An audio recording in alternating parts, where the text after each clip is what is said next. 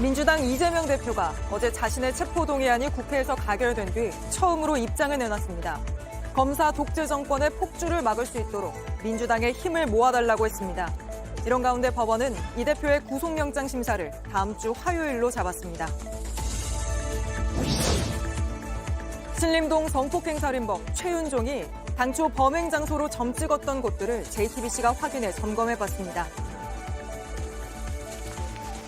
최윤종이 범행을 하려고 눈여겨봤던 곳 중 한 곳입니다. 고개를 돌리면 CCTV 한 대가 보이기는 하지만 조금만 더 안쪽으로 들어와 보면 나무와 숲풀이 우거져서 이 CCTV도 보이지 않고 사람 눈에도 잘 띄지 않습니다. 다음 주부터 수술실마다 CCTV를 의무적으로 설치하고 환자가 원하면 녹화를 해야 합니다. 하지만 보건당국은 2년의 유예기간이 있었는데도 병원들이 CCTV를 잘 구비해뒀는지 그 현황조차 파악하지 못하고 있습니다. 수술하는 거 혹시 녹화할 수 있나요? 저희가 지금 녹화는 안 되어 있어서 조금 어려우실 것 같아요. 가로등도 없고 발견한 순간 이미 늦어가지고 넘어질 때 당시에는 죽겠구나, 하늘나라 가겠구나. 밤길에 자전거를 타던 남성이 도로 한복판에 널브러져 있는 킥보드에 걸려 넘어졌는데 업체는 책임 없다는 식입니다. 서울시의 경우 직접 방치된 킥보드를 견인하고 있는데 벌써 10만 대 넘게 견인했습니다. 시청자 여러분, JTBC 뉴스룸을 시작하겠습니다. 민주당 이재명 대표가 자신의 체포동의안이 국회를 통과한 지 하루 만에 입장을 내놨습니다. 검찰을 맹비난하고 당의 역량을 하나로 모아야 한다며 사력을 다하겠다는 말로 대표직을 내려놓지 않겠다는 강한 의지를 밝혔습니다. 이런 이 대표를 따르는 친명계는 찬성표를 던진 의원들을 적으로 규정하고 색출하겠다고 나선 가운데 비명계 의원을 상대로 한 살인 예고글까지 올라왔고 지지자들 반발이 거세자 비밀 투표인데도 직접 반대표 인증샷을 올리는 의원까지 등장하는 등 민주당의 내부 갈등은 갈수록 깊어지고 있습니다. 이런 가운데 법원은 이 대표의 구속 여부를 결정할 영장 심사를 다음 주 화요일로 잡았습니다. 법원에서 어떻게 판단할지 그 전망까지 짚어보겠습니다. 먼저 이 대표가 입원해 있는 녹색병원부터 가보겠습니다. 자, 구혜진 기자, 이 대표가 처음으로 내놓은 입장문 내용부터 자세히 전해주시죠. 이재명 대표는 이재명을 넘어 민주당과 민주주의 그리고 국민과 나라를 지켜달라고 했습니다. 싸움의 대상이 검찰이라는 점도 다시 규정했는데요. 검찰 카르텔, 검사 독재 정권의 폭주를 막아달라고 호소했습니다. 역사는 늘 진퇴를 반복했다. 국민을 믿고 굽힘없이 전진하겠다는 의지도 담았습니다. 네, 자신의 호소에도 체포동의안이 통과된 것이나 민주당의 현재 그 혼란스러운 상황에 대한 언급은 없었습니까? 직접적인 언급은 없었습니다. 다만 민주당의 부족함은 민주당의 주인이 되어 채우고 질책하고 또 고쳐달라고 했습니다. 지지자들을 향해 당내 갈등 상황에서 당을 외면하기보다는 결집해 당을 바로 세워달라는 메시지로 풀이됩니다. 이 대표는 영장 심사를 받기 전까지는 당내 상황에 대한 언급은 자제할 것으로 보입니다. 이 조정식 사무총장 등 당내 지도부의 사의 표명에 대해서도 일단 결정을 유보한 상황인데요. 오늘 오전 우원식, 정성호 의원 등 친명계 의원 10여 명이 이 대표를 찾았지만 단식 중단 관련 대화만 오갔다고 합니다. 오후 6시에 최고위원들도 이곳을 찾았지만 아직 나오지 않고 있는데요. 만남이 조금 길어지는 모습입니다.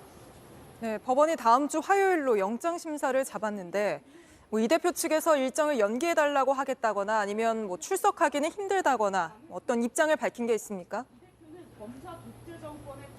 이 대표는 26일에 영장실질 심사를 받을 것으로 보입니다. 이 대표 측은 법원이 통과한 심사 일정을 변경 요청할 계획이 없다고 말했는데요. 추석 전에 구속 리스크를 매듭 지으려는 것으로 보입니다. 단식을 지속한다면 영장 심사를 받는 26일엔 단식 27일 차가 됩니다. 일단 걸어서 출석하기는 어려울 거란 관측이 나오고 있는 상황입니다. 의료진은 이 대표의 상태가 심각해 단식을 중단해야 한다 계속해서 권고를 하고 있는 상황인데요. 이 대표 측은 최악의 경우 출석을 못한다면 변호사가 이 대표의 입장을 대신해서 전달하는 방안도 검토 중인 것으로 알려졌습니다. 지금까지 서울 녹색병원에서 JTBC 구혜진입니다. 당내 상황 어떤지도 알아보겠습니다. 민주당은 극심한 후폭풍에 휩싸였습니다. 지도부가 찬성표 던진 의원들을 매국노, 배신자라고 부르며 색출의 징계를 검토하겠다고 나서면서 당내에선 히틀러냐, 자율투표라더니 웬 징계냐 반발이 거셉니다. 이희정 기자 보도 보시고 바로 국회로 가보겠습니다. 민주당 지도부는 체포한 가결투표를 해당 행위로 규정하고 상응 조치를 하겠다고 엄포를 놨습니다. 윤석열 검찰 독재 정권의 정적 제거, 야당 탄압의 공작에 노란한 것은 용납할 수 없는 해당 행위입니다. 상응한 조치를 취하겠습니다. 친명계 의원들은 적과의 동침, 매국노, 배신자 등 원색적 표현까지 쓰며 가결표를 던진 의원들을 맹비난했습니다. 하지만 당론 투표가 아닌 무기명 자율투표로 진행된 만큼 실제 징계로 이어지긴 힘들 전망입니다. 당론으로 정하지 않는 것으로 여러 차례 결정을 했고요. 네, 개별적인 숙고와 판단에 기해서 표결하기로 했습니다. 무기명 비밀투표 특성상 가결표를 던진 의원이 누군지 본인이 공개하지 않은 이상 추적하기도 어렵습니다. 한 중진 의원은 히틀러 시대의 전체주의 같은 발상이라며 당론이 아닌 자율투표였던 만큼 징계는 안 된다고 말했습니다. 한 당 관계자도 무기명 투표 도입 취지를 뒤집는 거냐며 의원 개인 판단에 맡긴다더니 웬 징계냐고 비판했습니다. 지도부가 해당 행위를 언급한 뒤 강성 지지자들은 비명계 의원 명단을 공유하며 반발표 색출에 나서는 등 당 안팎으로 갈등만 더 깊어지고 있습니다. JTBC 이희정입니다. 이런 상황이 연출되면서 지금 민주당은 심리적 분당 상태라는 말까지 나오는데 바로 국회 연결해 상황 알아보죠. 자, 김지성 기자. 민주당은 밤사이 원내 지도부가 총사퇴하고 또 아침 회의에선 당내 분열을 고스란히 보여줬잖아요. 이런 상황에서 새 원내대표, 친명, 비명, 어느 쪽으로 분류되는 인사가 되느냐도 관심인데 어떻게 전망됩니까? 네, 당장 나흘 뒤인 26일 새 원내대표를 뽑는 선거가 열립니다. 이재명 대표 영장실질심사 일정과 겹치는데요. 우선 오늘부터 일요일까지 후보자 접수를 받고 짧은 선거운동을 거쳐 바로 투표에 들어가는 방식입니다. 이렇게 속도를 내는 이유는 지도부 공백에 따른 혼란을 최소화하기 위해서입니다. 투표를 하지 않고 이 합의에 의한 추대 가능성도 열려 있습니다. 원내대표 선관위 관계자는 보궐선거고 또 기간이 짧기 때문에 모든 상황을 고려할 수밖에 없다고 설명했습니다. 비명계로 분류되는 박광온 원내대표가 물러난 만큼 새 원내대표는 이 친명계나 중립적인 인사가 올 가능성이 큽니다. 이 경우 당 지도부의 친명 색깔은 더욱 강해집니다. 네, 오늘 최고위 회의에서 친명 지도부가 이재명 대표 체제는 흔들림이 없을 거다 이렇게 강조하기도 하지 않았습니까? 네, 정청래 수석 최고위원의 얘기 직접 들어보겠습니다. 지도부는 끝까지 흔들림 없이 이재명 대표 곁을 지키겠습니다. 누구 좋으라고 이재명 대표의 사퇴는 없습니다. 네, 오늘 최고위 회의엔 비명계인 송갑석 의원은 참석하지 않았습니다. 네, 강성 지지자들도 찬성표 던진 의원 색출하겠다고 나서면서 인증샷 올리는 의원까지 등장했던데 당에서는 의원들 모두 법원에 보낼 탄원서도 내달라고 했다고요?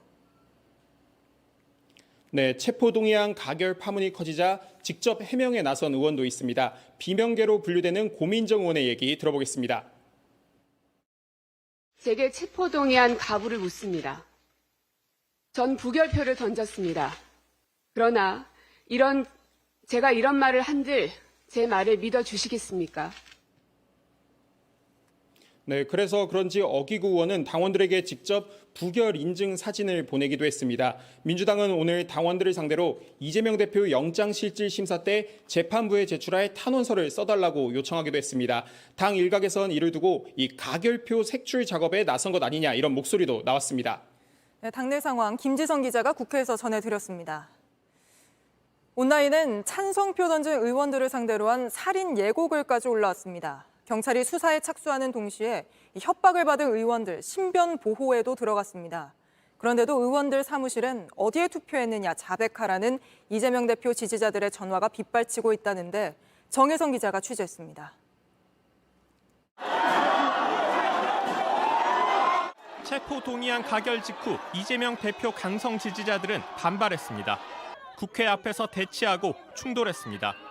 어제 저녁 8시쯤엔 살인 예고글이 한 온라인 사이트에 올라왔습니다. 비명계 의원 14명이 대상이었습니다. 스나이퍼 라이플을 좀 찾아봐야겠다, 준비해야겠다. 경찰이 IP 추적에 나섰고 일단 글은 삭제됐습니다. 하지만 여러 온라인 커뮤니티에서 협박성 글은 이어지고 있습니다. 찬성표를 던진 걸로 추정된다며 비명계 의원들 얼굴을 올리고 처단하겠다고 경고합니다. 의원 사무실엔 어디에 투표했는지 인증하라는 압박 전화가 빗발쳤습니다. 가만두지 않겠다는 협박도 계속됐습니다. 사진을 좀 던졌잖아요. 의원이 누구의 정치 퇴출 명단에 들어가 있으니까 한번 봅시다. 민주당 있을 거 없죠. 상담하시라고. 제가 모른다고요. 말씀드리잖아요. 양심 없어요? 이런 강성 발언이 이어지는 만큼 어디까지가 적절한 정치 참여인지 의문도 커집니다. 경찰은 협박성 게시글에 이름이 오른 의원들 신변 보호를 시작했습니다. JTBC 정혜성입니다. 이제 다음 주 화요일이면 이재명 대표의 구속 여부를 가를 법원의 영장심사가 열립니다. 서울중앙지법 가보죠. 자, 연지연 기자. 이재명 대표의 변호인단도 검찰도 만반의 준비를 하고 있을 텐데 심사가 몇 시부터 시작하는지 또 어떤 판사가 담당할지도 다 정해진 거죠? 네, 구속영장을 접수했던 유창훈 영장전담 부장판사가 오늘 26일 오전 10시에 심사를 진행할 예정입니다. 유 부장판사는 지난 2월 대장동 사건 때도 이재명 대표에 대한 구속영장을 접수했었는데요. 그때는 국회에서 체포동의안이 부결되면서 심사까지 이어지진 않았습니다. 네, 이 대표가 지금 단식 중이라 이 건강 상태 때문에 변수가 많잖아요. 직접 못 나올 수도 있고 나오더라도 통상하듯 검찰이 구인하진 않을 것 같은데 어떻게 진행될까요? 통상 영장 실질 심사가 잡히면 법원은 구인 영장을 발부하게 됩니다. 하지만 이재명 대표 측이 공식적으로 출석하겠다 이렇게 밝히면 검찰은 구인 영장을 집행하진 않을 것으로 보입니다. 지금 입원 중인 병원에서 직접 법정으로 이동하는 방식이 되는 건데요. 다만 이재명 대표의 건강 상태가 당일 출석 여부에 변수로 남아 있습니다. 영장 심사는 원칙적으로 본인이 출석해야 하지만 드물게 출석을 포기하는 경우도 있습니다. 전직 대통령 이명박 씨는 지난 2018년 다스 수사 당시에 영장 실질 심사 때 출석하지 않았고 법원에 서류 심사만 거친 뒤 구속됐습니다. 2018년 성폭력 혐의로 수사를 받던 안희정 전 충남지사는 영장 심사에 나오지 않겠다고 했지만 법원이 기일을 다시 정해서 안전지사를 출석시켰습니다. 네, 이렇게 영장 심사까지 간 건 이번이 처음인 만큼 검찰 수사도 시험대에 올랐잖아요. 검찰은 어떻게 준비하고 있습니까? 네, 취재 결과 검찰은 어제 국회에서 체포동의안이 가결된 뒤에 곧바로 법원에 추가로 제출할 의견서 작성에 들어간 것으로 파악됐습니다. 구속영장에 담지 않았던 내용을 추가로 담아서 이 대표에 대한 구속 필요성을 강조할 것으로 보입니다. 네, 이 대표 변호인단은 어떻게 준비하고 있습니까? 네, 이 대표 측은 검찰이 사건을 조작했다 이렇게 주장해 왔고 또 구속 필요성을 강하게 반박해 왔습니다. 영장 실질 심사 전까지 구속영장 청구의 부당성을 강조하기 위한 자료를 추가로 준비할 것으로 보입니다. 네, 알겠습니다. 연지환 기자가 법원 앞에서 전해드렸습니다. 계속해서 법원이 구속영장을 발부할지 아니면 기각할지 법조팀 이서준 기자와 이야기 좀 더 나눠보겠습니다. 자, 이 기자, 법원이 구속을 가르는 그 기준이 있지 않습니까? 네, 우선 중대한 범죄가 의심되는가, 그리고 증거인멸과 도주우려가 있는가 크게 두 갈래입니다. 네, 그럼 중대범죄로 볼 수 있느냐, 여기부터 한번 따져보죠. 검찰은 뭐 당연히 중대범죄라고 주장하고 있는 거죠? 예, 검찰은 백현동 혐의는 권력형 토착 비리다, 지역 토착 비리다. 그리고 쌍방울 대북 송금 혐의는 정경유착이자 또 국제 안보를 위협하는 범죄라면서 징역 11년 이상 또는 무기징역이 선고될 중대 범죄라고 주장하고 있습니다. 네, 무기징역까지 가능할 정도의 중대 범죄다. 여기에 대해서 이재명 대표 측도 당연히 반박을 할 것 같은데요. 어떤 입장입니까? 예, 이 대표는 이 백현동 개발로 1,000억 원을 환수했는데 200억을 더 못 벌었으니 배임이란 논리는 반헌법적 공산당식 주장이라고 말했습니다. 네. 또 대북 송금 혐의는 삼류 소설도 못 된다라면서 혐의 자체가 성립될 수 없다고 주장하고 있습니다.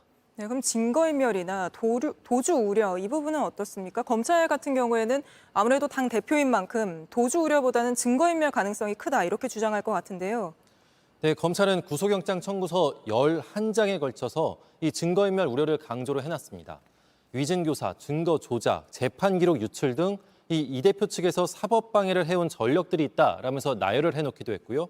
또 이 대표가 2018년 선거법 재판에 나올 증인에게 이 유리한 증언을 부탁하는 이 대화 녹취를 상세히 청구서에 적어놓기도 했습니다. 또 대북송금 사건에서 이화영 전 경기도 평화부지사가 이 대표 측 회유로 진술을 번복했다고도 적었습니다. 검찰은 이 대표 측으로 유출된 이 전 부지사의 재판 기록도 이 영장 청구서에 첨부해놨습니다. 네, 거기에 맞설 이재명 대표 변호인단의 입장은 뭔가요? 네, 현직 야당 대표가 도주하는 건 불가능하다. 이 점을 특히 강조할 것으로 보입니다. 지난 2월 1차 체포동의안이 상정됐을 때도 이 대표는 검찰 소환에 모두 응했다면서 구속 사유가 없다고 주장을 했습니다. 불구속 상태로 대장동 재판에 출석을 하고 있는 점도 언급할 것으로 보입니다. 네, 여기까지 듣겠습니다. 이서준 기자와 짚어봤습니다. 체포동의안의 후폭풍으로 오는 월요일부터는 사법부를 이끄는 수장, 대법원장이 없는 사태가 30년 만에 벌어지게 됐습니다. 월요일 본회의가 사실상 무산되면서 이균용 후보자의 임명동의 투표가 미뤄졌기 때문입니다. 한동안은 공석이 이어질 걸로 보여 재판 지연이 걱정인데 이 내용은 여도현 기자가 짚어보겠습니다. 김명수 대법원장은 24일로 6년 임기를 마칩니다. 퇴임식에선 최근 사법부의 재판 지연 문제를 언급하며 사건의 처리 속도와 방향성 모두를 고려해야 한다고 강조했습니다. 정의의 신속한 실현도 우리가 놓쳐서는 안 될 중요한 가치이지만 충실한 심리를 통해 정의로운 결론에 이르러야 한다는 25일부터는 새로운 대법원장이 임기를 시작해야 하지만 대법원장은 공석이 됐습니다. 25일 본회의가 사실상 무산되면서 부적격 논란에 휩싸였던 이균용 대법원장 후보자의 임명 동의 투표가 아예 미뤄졌기 때문입니다. 선임 대법관인 안철상 대법관이 대법원장의 직무를 대행하지만 현실적으로 사법부 혼란을 피할 수 없습니다. 당장 대법원 전원합의체 사건은 지연될 것으로 보입니다. 전원합의체는 대법관 12명과 대법원장 등 13명이 참여하는데 대법원장이 재판장을 맡습니다. 이 재판은 판례 변경 등 중요한 역할을 하기 때문에 직무 대행 기간에는 사실상 열리지 않을 것으로 보입니다. 대법원장 공석이 길어질 경우 대법관 공백 사태로 다른 대법원 재판도 지연될 수 있습니다. 내년 1월 1일 안철상 민유숙 대법관이 퇴임하는데 헌법상 대법관 제청권은 대법원장에게 있기 때문입니다. 대법원장 공백은 1993년 김덕주 대법원장이 재산 공개 문제로 사퇴한 이후 30년 만입니다. JTBC 여도현입니다. 김행 여성가족부 장관 후보자는 당초 해명과 달리 신우이에게 넘겼다던 인터넷 언론사 주식이 남편 지분이 아니라 본인 지분이었던 것으로 드러났습니다. 백지 신탁해야 했던 가족 주식도 알려진 것보다 더 많았던 것으로 확인됐는데 김 후보자는 주식수를 착각했다고 해명했습니다. 박소연 기자입니다. 김행 여성가족부 장관 후보자가 박근혜 정부의 청와대 대변인이었던 지난 2013년. 당시 후보자는 인터넷 언론사 주식을 후보자가 만여주, 배우자가 2만 2천 주를 가지고 있다고 신고했습니다. 같은 날 공개한 주식 매각 내역입니다. 배우자와 자녀의 주식 3,000주와 7,000주가 각각 등장합니다. 재산 신고에는 없었던 주식이 드러난 겁니다. 이후 공개된 재산 보유 현황에도 배우자와 자녀가 갖고 있던 주식 일부가 누락돼 있습니다. 게다가 김 후보자는 당초 자신의 지분을 공동대표에게 넘겼다고 밝혔습니다. 제 지분은 전부 다 당시에 저랑 공동 사업한 사람한테 100% 넘겼고요. 저희 남편 지분을 도저히 팔 수가 없더라고요. 그래서 신우이가 후보자 주식을 신우이에게 판 것 아니냐는 의혹이 나오자 입장을 번복했습니다. 착각이 있었던 것 같아요. 네, 그거는 숨길 의도가 없었어요. 여전히 의문은 남습니다. 배우자가 가지고 있던 주식 2만 2천 주를 누구에게 매각했느냐는 풀리지 않습니다. 주식을 팔고 받은 자금의 흐름도 불분명합니다. 주식 거래 내역하고 그것에 따라서 이제 움직인 자금의 흐름을 입증할 수 있는 자료만 제출하면 그냥 설명이 끝나는 문제인데 자꾸 기억에 의존하셔서 이제 말이 바뀌는 문제가 있는 거고요. 김 후보자는 근거 자료 등 필요한 내용은 청문회에서 소상히 밝히겠다고 말했습니다. JTBC 박소연입니다. 감사원은 문재인 정부에서 부동산 통계뿐 아니라 소득 분배 통계도 조작했다고 보고 있습니다. 소득주도 성장 정책 이후에 오히려 소득 분배가 나빠진 것으로 나오자 홍장표 당시 경제수석이 통계청 직원들을 청와대로 불러 압박했다는 겁니다. 홍 전 수석은 경제수석으로서 할 일을 한 것일 뿐 조작이 아니라고 반박했습니다. 최수연 기자입니다. 감사원이 집중해서 살펴본 건 2018년 5월 24일 청와대 회의입니다. 가계소득조사가 발표된 날이었는데 소득 분배가 이전보다 더 나빠진 것으로 나타났습니다. 당시는 문재인 정부의 대표 정책인 소득주도 성장에 대한 비판 여론이 확산되던 때였습니다. 청와대 경제수석실은 통계청에 뭐라도 분석해야 한다며 통계 자료를 다 들고 들어오라고 지시했습니다. 회의를 주도한 건 이 정책의 설계자로 불리는 홍장표 당시 청와대 경제수석입니다. JTBC 취재 결과 홍 전 수석은 회의 시작부터 통계청이 조사한 표본이 잘못됐다고 인정하라는 취지로 말한 것으로 전해졌습니다. 소득 격차가 벌어진 이유가 통계청의 표본 문제 때문이라는 겁니다. 회의는 저녁 8시부터 시작해 다음 날 새벽 3시까지 이어졌습니다. 이 자리엔 이후 통계청장이 된 강신욱 당시 한국보건사회연구원 연구위원 등도 참석했습니다. 홍 전 수석은 통계청 직원들에게 통계 산출 방식을 바꿔보게 했고 새벽까지 표본을 따져보는 시뮬레이션도 시켰습니다. 별다른 성과가 나오지 않자 홍 전 수석은 통계 원자료를 강 위원 등에게 분석하게 했고 결국 전체가 아닌 개개인 임금은 올랐다는 결과를 받았습니다. 감사원은 청와대가 수시로 통계청 직원들을 부르는 등 지속적으로 압박을 줬다고 판단하고 있습니다. 홍 전 수석은 JTBC에 통계 조작과는 아무 상관이 없다며 소득 분배가 악화된 지표가 나와서 원인을 분석하고 대책을 찾는 경제수석으로서 당연히 할 일을 한 것이라고 했습니다. 또 통계 원자료를 제공받는 건 불법이 아니라고 주장했습니다. JTBC 최수연입니다. 신림동 성폭행 살인 사건의 피의자 최윤종은 피해자 말고도 또 다른 여성을 미행했었고 범행 장소로 여러 곳을 염두에 뒀던 것으로 JTBC 취재 결과 확인됐습니다. 저희가 그 현장들을 살펴봤는데 모두 인적이 드물고 CCTV가 없어 대책이 필요한 곳들이었습니다. 먼저 박지영 기자입니다. 최윤종이 지난달 범행을 저지른 현장입니다. 나무와 수풀이 우거져 사람 눈에 잘 띄지 않습니다. CCTV도 없습니다. JTBC 취재 결과 최윤종은 실제 범행 장소 외에도 3곳을 더 고려했던 걸로 파악됐습니다. 먼저 공원 입구에서 조금만 올라가면 보이는 약수터 주변입니다. 최윤종이 범행을 하려고 눈여겨봤던 곳 중 한 곳입니다. 고개를 돌리면 CCTV 한 대가 보이기는 하지만 조금만 더 안쪽으로 들어와 보면 나무와 수풀이 우거져서 CCTV도 보이지 않고 사람 눈에도 잘 띄지 않습니다. 다음은 테니스장 뒤쪽 작은 오솔길입니다. 이렇게 대략적인 위치를 알 수 있는 지도는 있습니다. 하지만 위급 상황이 발생했을 때 정확한 위치를 신고할 수 있는 좌표도 표식도 없습니다. 관악구청은 최근 이런 표식 약 300개를 관악산 숲길 일대에 설치하기로 했습니다. 공원 안 작은 정자 주변도 최윤종이 물색했던 곳입니다. 역시 CCTV가 없습니다. 피해자를 유인 내지 납치해서 쉽게 범죄를 할 수 있는 장소를 선택하는 것이고 이런 CCTV를 통해서 감시를 하고 있다는 어떤 그 메시지 이런 경찰과 관악구청은 최윤종의 진술을 토대로 이 3곳을 긴급 점검하고 등산로 안에 CCTV와 비상벨 등을 더 설치하기로 했습니다. JTBC 박지영입니다. 경찰과 지자체가 CCTV를 더 달겠다고 했지만 최윤종의 범행 장소와 비슷한 다른 장소를 둘러보니 그래도 불안하다는 목소리가 많았습니다. 사각지대가 많아 CCTV가 무용지물인 위험 지역이 곳곳에 있었습니다. 이어서 최연수 기자입니다. 최윤종이 범행을 저지른 곳에서 차로 10분 거리에 있는 한 공원입니다. 입구에 CCTV와 비상벨이 보입니다. 하지만 무성하게 자란 숲풀 안쪽엔 시야가 가려져 곳곳이 사각지대입니다. 시민들은 낮에도 둘레길 쪽으로 가는 건 꺼려진다고 했습니다. 풀 같은 것도 좀 주기적으로 잘 깎아줬으면 좋겠는데. 밤이 되면 더 위험합니다. 네, 지금은 저녁 8시를 훌쩍 넘긴 상황입니다. 밝지 않은 가로등 옆은 이렇게 어두컴컴한데요. 조명을 켜면 이렇게 둘레길 입구가 나옵니다. 조명이 없을 경우에는 계단이 너무나도 많기 때문에 발을 디딜 수조차 없습니다. 최윤종 범행 이후 공원을 찾는 사람은 크게 줄었습니다. 불안했죠.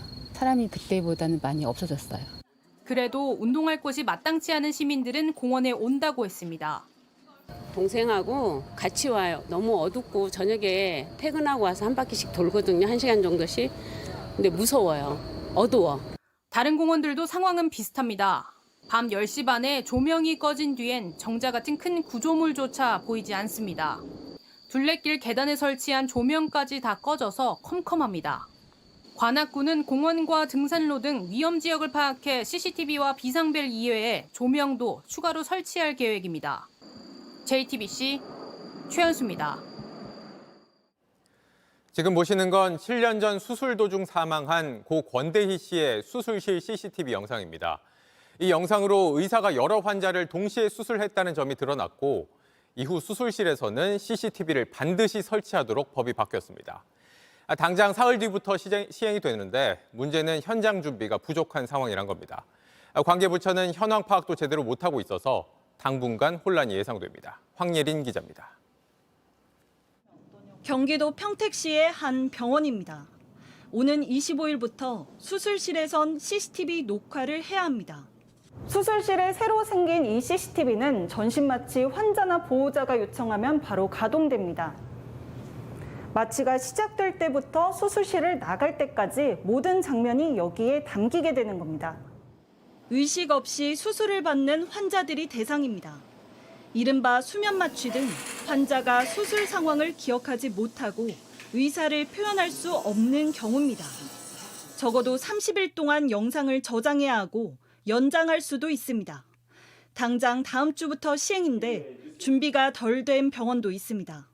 코 수술 좀 알아보고 있는데요. 수술하는 거 영상 촬영이 가능한가요? 아니요, 그건 안 되세요. CCTV 같은 거 보통 뭐 녹화해준다는 것도 있는데. 네, 저희 병원은 안 하고 있어요. 저희가 지금 녹화는 안 되어 있어서 소리는 다 들리실 거예요. 수면 마취를 엄청 저희가 강하게 안 하거든요. 뭐 언제쯤이면 녹화하면서 받을 수 있거나. 지금으로서는 죄송하지만. 녹화를 거부하면 벌금을 내야 하는데 500만 원 이하입니다. 벌금을 500만 원 한다? 이거는 처벌이라고 볼 수도 없죠. 행정처분을 내리든지 해야 되지. 벌금 처벌하는 거는 저는 처벌의 효과가 없다고 생각합니다. 이른바 권대희 법이 만들어지고 유예기간 2년이 흘렀습니다. 하지만 보건당국은 CCTV를 설치해야 하는 수술실이 몇 곳인지 어디인지조차 정확하게 파악하지 못하고 있습니다. 현장 가이드라인은 오늘에서야 정식으로 공개됐습니다. 법 시행을 앞두고 정부도 현장도 준비가 소홀했다는 비판을 피하기는 어렵습니다. JTBC 황예린입니다. 전공의들 기피 현상이 심해지고 새벽부터 줄을 서는 일이 반복되는 소아과 문제 해결하겠다며 정부가 대책을 내놨습니다. 야간 진료 수가를 2배 올리고 전공의들 매달 100만 원 수당 더 주기로 했는데 인력난을 해결하기엔 여전히 미흡하다는 지적도 나옵니다. 유한울 기자입니다. 우리나라 첫 어린이 전문 병원인 소아병원. 이곳마저 의사가 부족해 일요일에는 문을 닫기로 했습니다. 사람들이 지원을 안 하니까요. 저희들이 뭐 한없이 많은 금액을 제공할 수는 없잖아요. 1년에 한 7, 8억 계속 적자를 이제 몇 년 동안 계속 보고 있는 상황에서 새벽부터 찾아가 번호표를 받는 이른바 소아과 오픈런도 곳곳에서 벌어집니다. 이에 정부가 지난 2월에 이어 또다시 대책을 내놨습니다. 심야 시간 소아 진료에 대한 보상을 2배로 인상하고 야간 휴일 소아 진료가 가능한 달빛 어린이 병원에 대해서는 평균 2억 원의 운영비를 지원하고 오는 11월부터 동네 의원의 경우 만 6세 미만을 심야에 진료하면 14,000원의 진찰료를 더 받습니다. 환자에게 돌아가는 부담은 1세 미만은 700원, 만 6세 미만은 3,000원이 될 것으로 보입니다. 신생아실 입원료도 50% 올립니다. 소아과 전공의 등에게는 매달 100만 원의 보조수당도 주기로 했습니다. 하지만 현장에선 인력난을 해소하기엔 여전히 미흡하다는 지적이 나옵니다. 야간 휴일 진료 외에 낮 시간대 진료에 대한 보상이 부족하기 때문입니다. 소화진료 수가를 올려서 더 많은 전문의를 소아과로 유인해야 문제를 해결할 수 있다는 겁니다.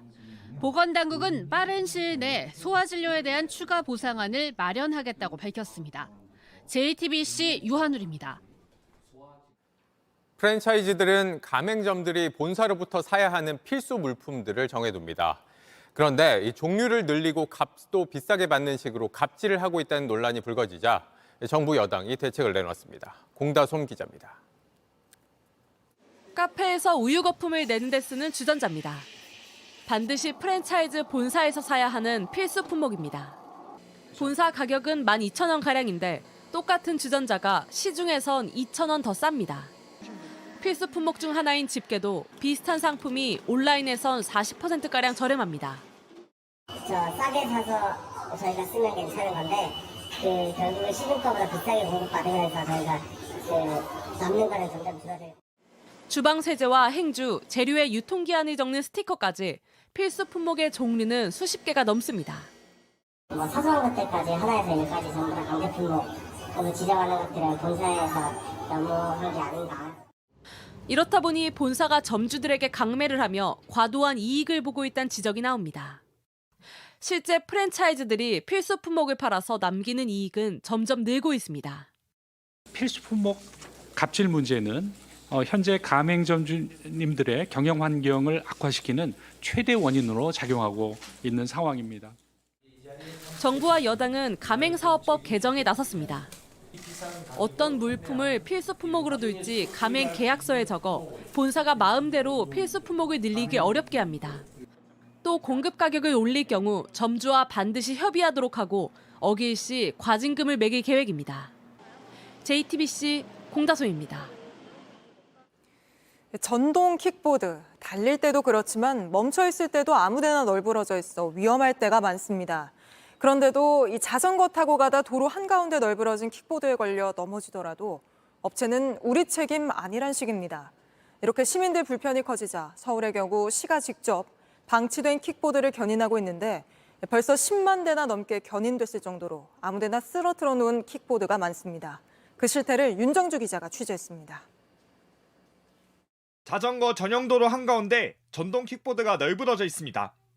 자전거를 타던 백성기 씨, 이 킥보드에 걸려 넘어졌습니다. 가로등도 없고 발견한 순간 이미 늦어가지고 넘어질 때 당시에는 죽겠구나, 하늘나라 가겠구나. 팔과 등에 타박상을 입어 응급실에 갔습니다. 500만 원 넘는 자전거도 망가졌습니다. 진짜 애기처럼 뭐 갖고 가면서 세차도 자주 해주고 끌고 다녔는데 많이 속상하죠. 업체에 따져봤지만 주차는 이용자 책임이란 대답만 돌아왔습니다. 저희가 눕혀놓으라고 안내를 하는 것도 아니고. 킥보드 주차장이 있어도 보통 자기 목적지까지 와서 아무렇게나 세워둡니다. 인도 한가운데 두고 제갈길 가고 방치된 킥보드 옆에 자연스럽게 또 세우고 사라집니다. 길 가다가 가방이 걸려가지고 넘어질 뻔하기도 하고 차라리 이럴 거면은 아예 금지를 시키는 게 어떤가 싶기도. 보행자들이 불편을 겪자 서울시는 출퇴근 시간 지하철역이나 횡단보도 앞에 방치된 킥보드를 견인하고 있습니다. 2021년 7월부터 올해 5월까지 10만 6천여 대를 견인했습니다. 업체의 견인 비용을 물려 관리를 더 독려한다는 취지입니다. 하지만 이용자가 정해진 곳에 주차하도록 강제할 수단이 마련되지 않는 이상 방치된 킥보드로 인한 불편은 이어질 수밖에 없습니다. JTBC 윤정주입니다. 부산 도심 하천이 불어나면서 휩쓸린 50대 여성을 찾기 위해 사흘째 수색을 이어가고 있지만 아직 찾지 못하고 있습니다. 폭우 때마다 도심 하천에서 사고가 반복되는데도 미리 통제하거나 비상대피 장치를 마련하는 게 미흡하다는 지적이 나옵니다. 구석찬 기자입니다. 불어난 물속 한 여성이 기둥을 붙들고 있습니다. 지켜보는 사람들도 발을 동동 구릅니다. 구조대가 나서는 순간 버티지 못하고 거센 물살에 휩쓸립니다. 로프를 메고 구조 출동하는 과정에서 구조 안타깝게 떠밀리는 상황입니다. 여성의 모습은 순식간에 사라졌습니다. 오라고 저쪽으로 사람들이 지금 시선이 그쪽으로 가더라고요. 주민들이 이렇게 산책 코스로 이용하는 도심 하천. 큰 비만 내리면 급류로 돌변하면서 사고가 반복됩니다.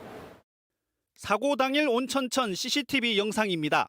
시간당 35mm의 장대비에 불어난 물, 바로 옆 산책로를 삼킵니다.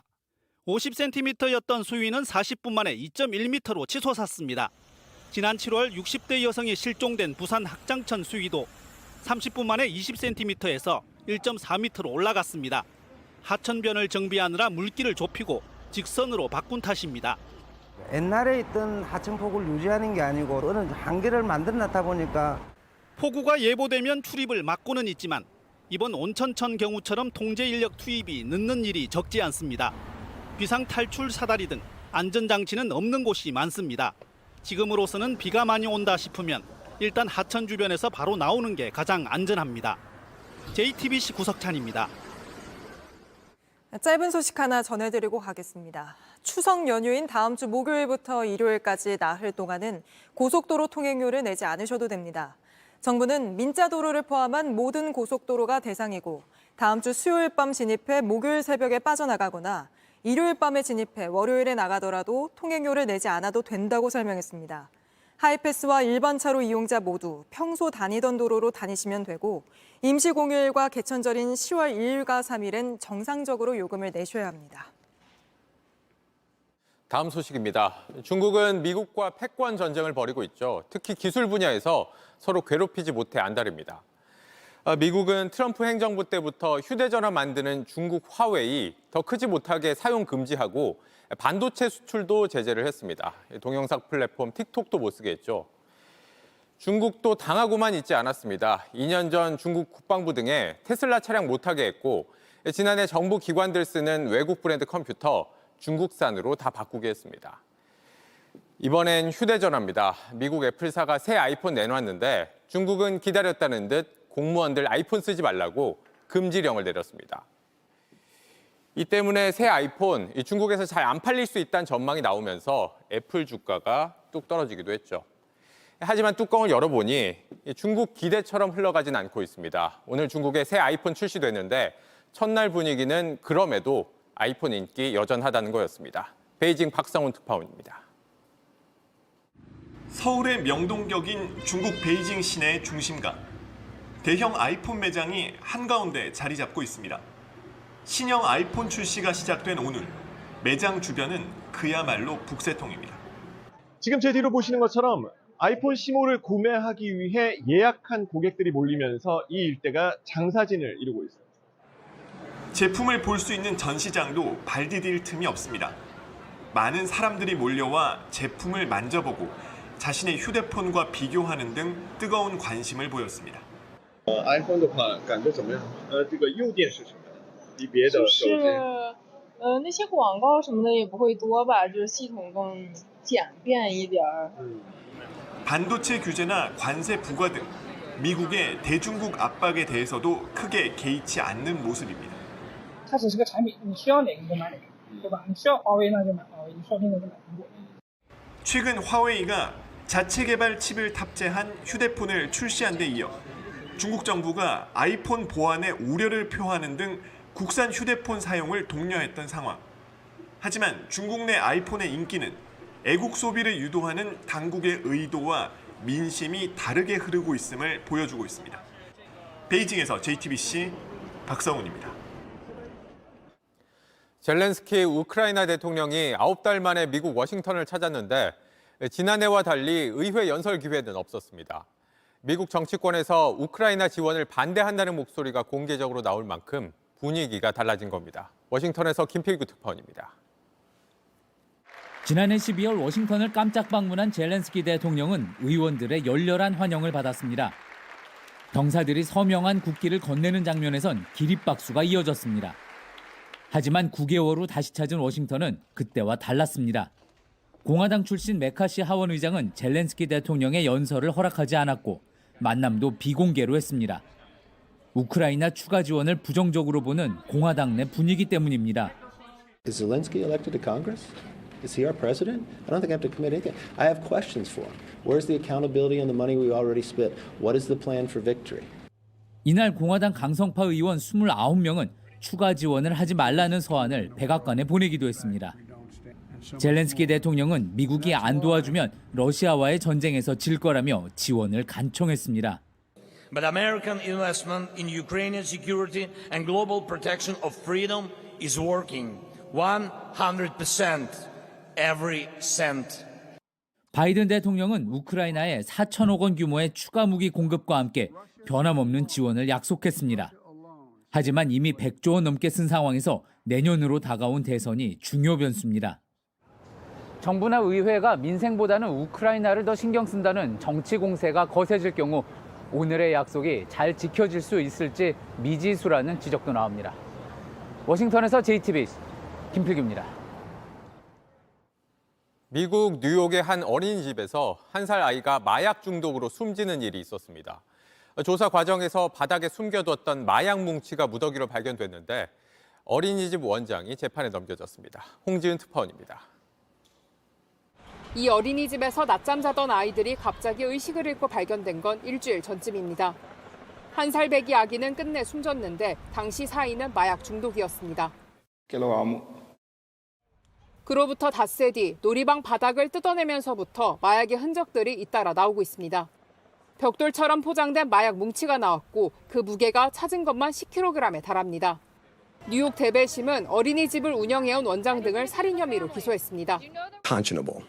It's inexcusable. And it's the reason that they're now in federal custody, facing federal charges that carry a maximum sentence of life in prison and a minimum sentence of 20 years in prison. 현지 검찰은 어린이집이 있던 건물에서 용의자들이 펜타닐 유통 사업을 했던 것으로 의심하고 있습니다. 다른 공모자도 더 있다고 보고 있는데 용의자 측은 이런 혐의 자체를 부인하고 있습니다. She called the cops. Would you call the cops if you know that there's fentanyl in your apartment? 이른바 좀비 마약으로 불리는 펜타닐은 극소량으로도 쉽게 중독돼 미국에서 가장 치명적인 마약으로 분류됩니다. 앞서 아이들이 잔 매트 밑에선 수십만 명을 숨지게 할 수 있는 1kg의 펜타닐이 발견되기도 했습니다. 평소 위험한 마약에 노출돼 있었는데도 이 어린이집은 이달 초 기습적으로 당국이 검사할 때조차 적발된 적 없어 충격을 더하고 있습니다. 로스앤젤레스에서 JTBC 홍지은입니다. 네, 그럼 바로 항저우로 가보겠습니다. 최종혁 기자가 나가 있습니다. 네, 최종혁 기자, 내일 아시안 게임이 개막을 하는데 개회식에 시진핑 중국 국가주석이 참석을 하면서 현장에서는 조금 통제가 이루어지고 있다고요? 네, 이 대회 개회를 하루 앞두고 이곳 항저우는 굉장히 삼엄한 분위기입니다. 이 주경기장은 펜스로 둘러쌌고 보안 검색을 거치지 않으면 건물 안으로 들어갈 수가 없는데요. 또 근처 선수단 경기장마저 통제를 할 정도입니다. 말씀하신 것처럼 내일 개회식에 시진핑 중국 국가주석이 참석하기로 했기 때문입니다. 시진핑 주석은 내일 중국을 찾은 외국 지도자들을 위해 환영 행사를 연 다음 개회식의 모습을 드러낼 예정입니다. 네, 오늘 우리 선수 한 명을 보기 위해서 중국 팬들이 공항을 가득 채웠다는데 누굽니까? 네, 축구 스타 이강인이 왔을 때도 이렇게 많은 팬들이 몰리진 않았습니다. 이 팬들은 손수 만든 플래카드며 인형, 선물을 직접 들고 나왔는데요. e스포츠, 롤의 메시라 불리는 페이커 이상혁 선수를 보기 위한 현지 팬들이었습니다. 이 페이커를 보기 위해 이들은 몸싸움을 불사했고 이러는 과정에서 일부 넘어지는 일도 있었습니다. 그래서 페이커는 결국 공안의 안내를 받으면서 이동을 해야 했는데요. 이 중국에서 약 7억 명이 즐기는 e스포츠는 이번 대회에서 가장 인기가 많은 종목입니다. 이 때문에 추첨을 통해서 현장 티켓 예매가 진행이 됐고 가격 또한 다른 종목보다 4배가량 더 비쌉니다. 외신도 페이커를 e스포츠계의 마이클 조던이다, 이 전설이다라고 평가를 하면서 이번 대회에서 가장 주목할 만한 선수로 꼽았는데요. 이 페이커는 5년 전 시범 종목 때 중국에 밀려 은메달을 땄었는데 이번 대회에서는 정식 종목 초대 챔피언을 노립니다. 이번 아시안 게임 저희가 e스포츠 종목에서 꼭 금메달 딸 수 있게 노력하겠습니다. 파이팅! 네, 정말 금메달을 땄으면 좋겠습니다. 지금까지 항저우에서 최종혁 기자였습니다.